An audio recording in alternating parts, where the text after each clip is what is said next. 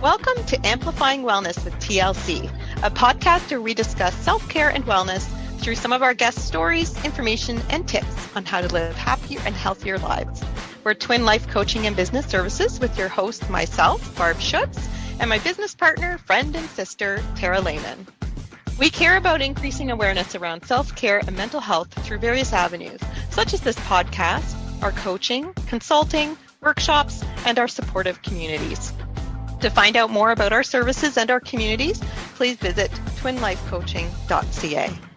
And as a reminder as well, we want to remind all of our listeners that this podcast is for sharing of stories and information only. It's not intended to be a place to replace any medical advice that you are seeking or have received. Today, we are welcoming Terance Dawkins of Missing Pieces Counseling Services, who has a specialty around intergenerational trauma and the burdens we carry due to these traumas that were passed down to us. Welcome to the show, Terance. Thank you. Thank you. So I guess the first question, Terance, would be just to tell us a bit about your background in business in general with regards to self-care and wellness and how you built it. So I'm a licensed clinical social worker. So I'm a therapist, and I'm in Spartanburg, South Carolina. Went to school at Winthrop University, where I received my master's and bachelor's degree in social work. Worked at a hospital as a case manager for a couple of years doing mental health assessments in the emergency department, transitioned to working in an outpatient therapy center while I was getting my licensure, and currently work at a college university's counseling center, as well as doing my private practice in mental health therapy. Wow, you're busy. Yes. Well, so obviously there is a lot of people who have trauma or even intergenerational trauma, and it's something that a lot of people deal with. So what do you see in general, because there's so many different kinds, obviously, some of the main challenges that come your way from your clients? Yeah, so some of the main challenges that I see is, number one, learning how to identify the trauma. I think that's the primary thing, because we go throughout our days and are always worried about our responsibilities. We never really think about what exactly is impacting us or how we react to certain situations or events. And not being able to identify exactly what's going on, you can't fix it. So I think that's one of the main things that I've noticed, is that people can't identify it, and they also can't accept it. That's another thing. So if something has happened to me, I can probably say, yes, it's happened, but I can't accept it. And if I can't accept it, I can't heal from it. So I think that's one of the couple things that I've seen related to trauma that are very difficult for people to begin their healing journey. And it's, as you said, about the recognition. So basically not just understanding it's there, but actually accepting and recognizing that it's happening to us. Is that how you refer to that? Yes. And what we tend to do, and I like the way that you said understanding, we try to make sense of what's happened to us, what that's currently or in the past. We try to rationalize it and make sense of it. And some of the times that we rationalize or make sense of it is in a way that we cope with it. And so the way that we rationalize it is a way that is probably not exactly how it's happened, but it's the way that we can make sense. And a lot of times we put a lot of self-blame on that, and then impacts how we view ourselves and how we view ourselves related to the outside world. So that rationalizing piece of what's happened also is a barrier to acknowledging and understanding exactly what happened. And I'm guessing too that the term trauma a lot of people think of this term trauma in a very traditional sense. Something hugely drastic happened, but trauma can also be from something small or day to day or repetitive as well, correct? Correct. Trauma is anything that's had some type of emotional impact on you that has long lasting effects. Now, not just emotional either. It could be also a physical reaction as well, because trauma is not just also held there, we don't react to it just with our thoughts, but our body responds to it as well. So any type of emotional or physical response you get because of a certain event or situation, that can lead to it being called trauma. So I have a question about the physical. It's very interesting that you mentioned that. What types of things are people seeing in their bodies when you say physical, just to help our audience understand what that means? Yeah. So when I say physical, our brains are wired for survival. Right. So ultimately, when you have a situation that comes up, the amygdala, it is your alarm system to trigger, say, hey, something's going wrong. And then it triggers other areas of your brain to interpret that and then to send out different biological hormones and things like that to try to prepare you to react to whatever danger is present. So when I say physical, it's more of like a biological response that your body does automatically. And you might feel that within like, oh, I feel real nervous or anxious, or I feel this like tightness in my chest, or I feel this pit in my stomach. Those are different physical sensations you might experience based off of the event. So a lot of people, when they experience trauma, and let's say they relive that trauma or they think about the trauma, they might then react as if they're still in that situation. And that could be a physical sensation that they feel, and which also impacts how they think about and register what's going on currently. And that's part of what PTSD is reliving and re-experiencing that. And that doesn't necessarily have to be just with your thoughts. It can be with your physical sensations and how your body responds to certain events. Okay. All right. Yeah, that was really a great way to clarify that, because I think people forget that part. A lot of people think it's just, the quote all in their head, and it's, the trauma's all up here, but it's not. It's all connected to our biology, essentially. Yeah. Can you share some ideas on how we can go about, doing some self-care to help people who suffer from trauma? Yeah. What are some of the self-care things? So one of the things that we try to teach when related to treating trauma is mindfulness. So mindfulness, the ability to stay present within the moment and not get like lost or distracted within your thoughts. And that also can help you calm down your nervous system. That's going back to that physical reaction piece or that biological reaction piece to trauma. It helps you calm down your nervous system to the point where you then can respond to a certain situation instead of react to it. So mindfulness could be guided meditations. It could be intentionally paying attention to how you are doing a certain task or something like that, or just go outside and say, I'm just going to focus on everything that I hear or everything that I see. And mindfulness doesn't have to be some intricate, activity or thing that you do, but mindfulness is definitely something that we teach for self-care. And the more you do it, the easier it becomes, because a lot of people don't know how to do it at first. And what that's doing is creating neuroplasticity. And that word means pretty much brain flexibility. So instead of you having this constricted thought process around a certain event, you're able to ultimately kind of open up your brain to different possibilities and different outcomes to situations, and able to process things better. So that's people would tell people, yeah, we want you to read, or we want you to write, we want you to go do activities you like doing. But ultimately what that's doing is actually mindfulness when you think about it, because when you're actually doing that activity, you're focused primarily on the activity and not whatever is causing you the stress or trauma. And mindfulness with the five senses, as you were starting to talk about there, it's perfect. That gives you a refocus. Yes. Yeah. I think a lot of people still see mindfulness as straight meditation. And I think, the more that, we're all educating others that that's not what it is. Mindfulness for me personally is doing a puzzle. Yeah. I love puzzling, but it's a me, myself, and I moment. It's a self-care moment for me when I'm really stressed out. And I think that, mindfulness, I could absolutely agree, would be a great way to deal with that too. Absolutely. So if mindfulness is one resource, and we want to talk a little bit about resources, because a lot of people do, they're trying to overcome some major or minor traumas. And although, we do know our audience is global, I mean, you're in the US, we're in Canada as an example, so resources aren't always specific, but is there types of places or types of resources that our audience, if they're dealing with trauma or know someone who is, that could potentially look for in order to help them? So if we're talking about mindfulness, there's all types of guided meditations or different mindfulness activities that you can find on YouTube. So that's I like to direct a lot of my clients to that, because you can pick what works for you.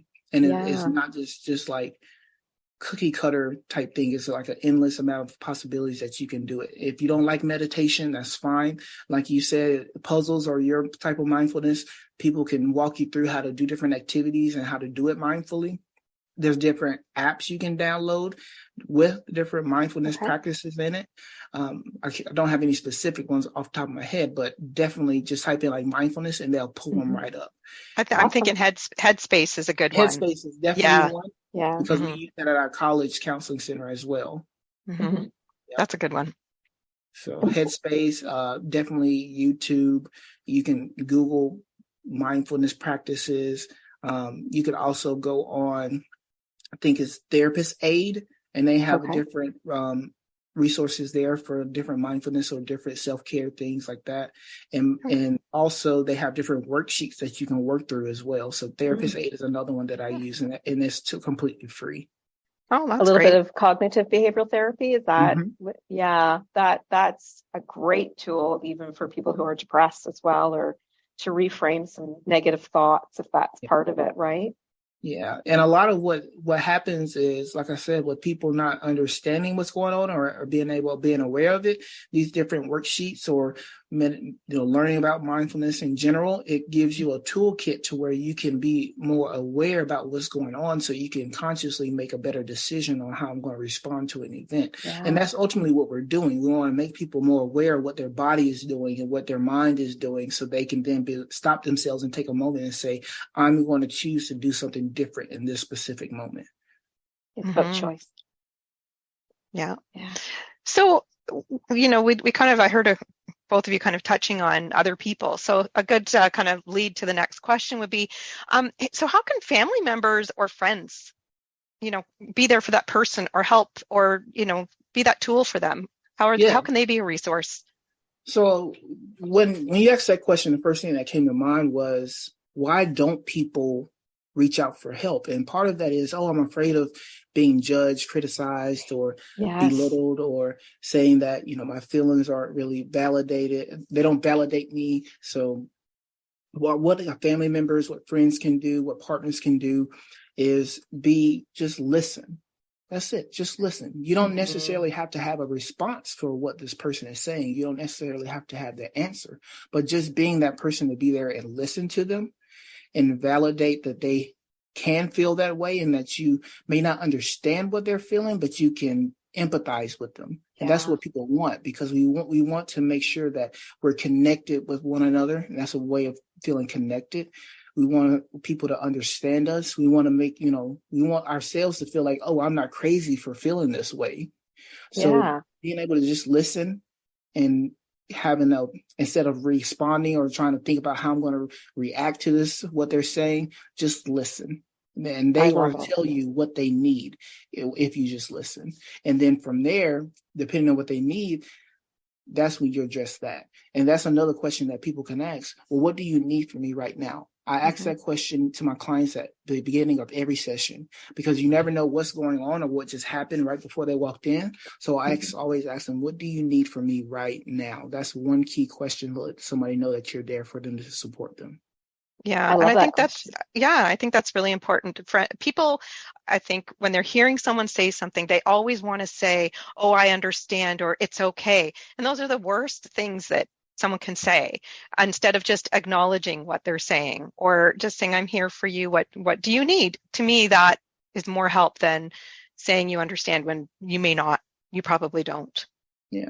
And there's different communication strategies you can use, and that's a whole nother conversation. But just it is, rephrasing what they said to make sure you fully understood it, summarizing it to make sure that you got what they said, and make sure that you understood it, and to clarify and to make sure that you're not interpreting what they say in a way that they didn't intend it to be interpreted. Yes. So I think that's some communication skills that people can use when talking to someone that's probably approached them with something that they're struggling with. And we love that topic of communication, and especially on the leadership podcast that we do, it's always a hot topic. It's just, and you're right, summarizing to make sure you actually understood what they were saying, but in a very kind way. I love that you brought that up. Yes. So if we twist that a little bit, what about employers? So if someone was to share that information with someone at work or with their employer, because I know not everybody wants to do that, but if someone was because it's affecting them, how do you see that support being different than a family or friend? Like, have you ever had to give advice around that? When I think about employers, you have to think about it. Employers, their primary job is to make sure that whatever job function that you have gets done. That's ultimately what they're there for. So if it's starting to impact your ability to perform that job function or whatever you are assigned to do, if I was to go to my employer and tell them that I'm having some type of struggles or I'm having an issue with something, what I would want to receive from that employer is, again, them first to listen, to empathize, but then to also have some resources that they can give me so that I have support.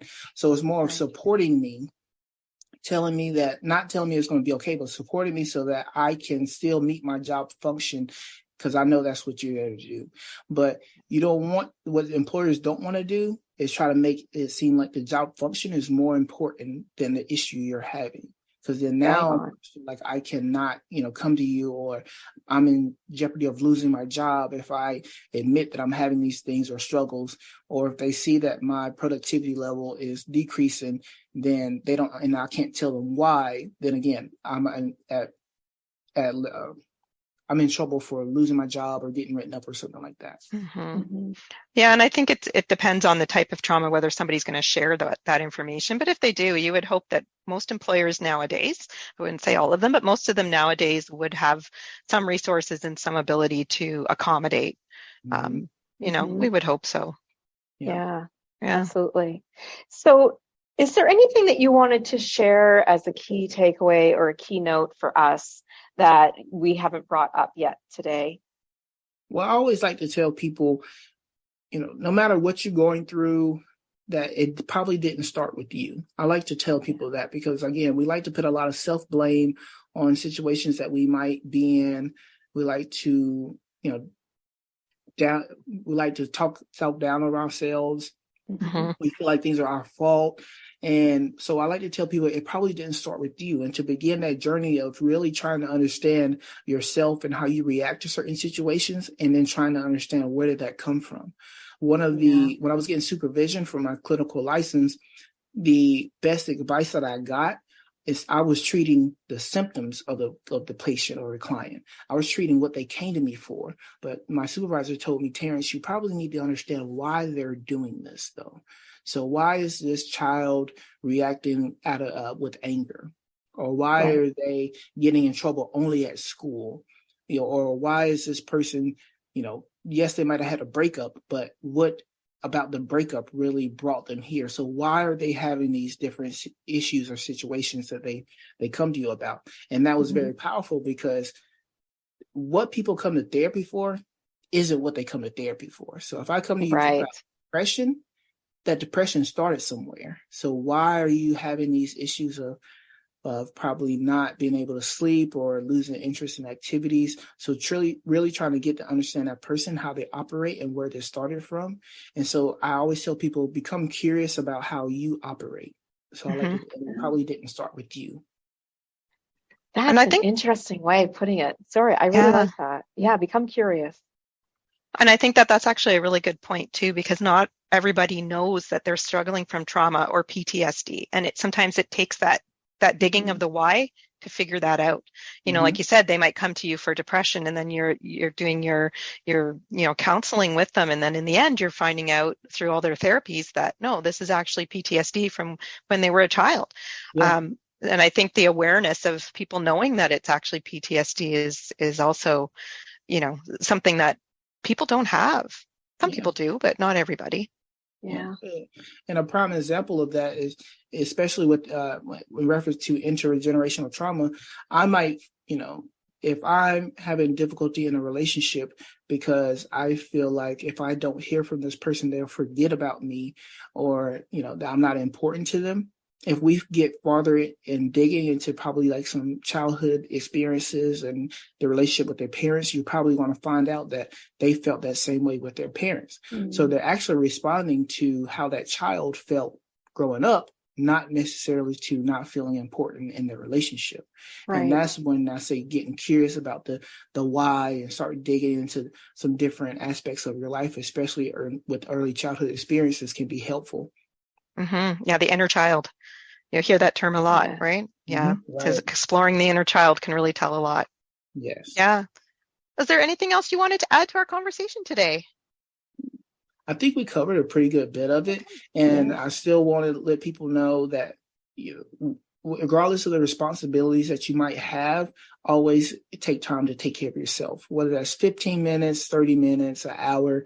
We always can carve out some amount of time to take care of yourself. And that could be, again, just sitting and being mindful of what you hear, what you see, what you feel. That doesn't have to necessarily mean you have to meditate or anything like that. It's just taking time out to be to yourself and to relax instead of getting consumed with all the responsibilities and all the problems that you might be experiencing in your life. I love it as a great final tip. Self-care is so important. So, Terance, if somebody was looking to learn more about you or your services, how can they get in touch with you? Yes. So I'm on Facebook. My Facebook page is Missing Pieces Counseling Services. Instagram is called Missing Pieces Counseling. And then my website, where you could directly send an inquiry for anything, whether that's therapy or speaking engagements or anything like that. My website is www.missingpiecescounselingllc.com. Great. Thank you. Thank you so much for a great conversation about a very important topic today, Terance. Oh, thank you for having me. Thank you. At Twin Life Coaching and Business Services, we are here for you through all of our services and our welcoming community. You can find more information about that on our website at twinlifecoaching.ca, where you can explore more. We hope to see you there. So again, thanks to all our listeners for joining us today. We hope that you were able to take away some great key points to help you on your wellness journey. And as Tara said, to learn more, it's twinlifecoaching.ca. Until next time, you've got this.